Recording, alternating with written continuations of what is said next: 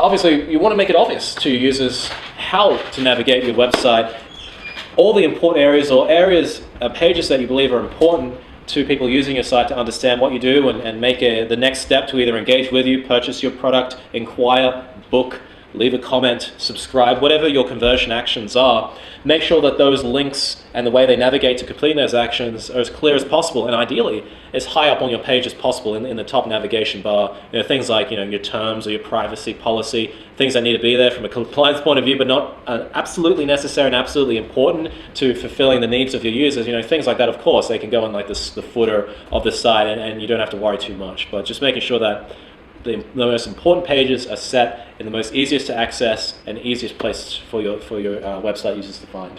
And obviously, finally, from what you don't want to do is have navigation labels that are obscure or unclear. So if you've got an About Us page, call it an About Us page. There's no need to really get creative and put something there that might be like a fun brand play, but it will just confuse the hell out of anyone because they don't actually understand what the context of the page is about. I always recommend keep it simple. Call your contact page contact. Call your About Us About Us.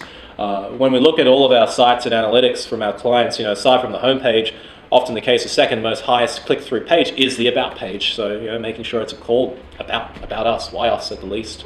Finally, though, make sure your buttons and navigation are links instead of images, as I mentioned. And also, another thing is when you set up a WordPress site, its default option is to sort of call your pages a bunch of numbers or an ID. Change that to the bottom one, which is your post name. It has like a little slash percentage post name percentage slash. And that will just basically tell when you're building out a page, it will put the page URL as the actual title of the page that you're writing in WordPress. That way it makes sense, when someone's reading the URL, what is on the page as opposed to just a bunch of numbers that really don't really tell anything.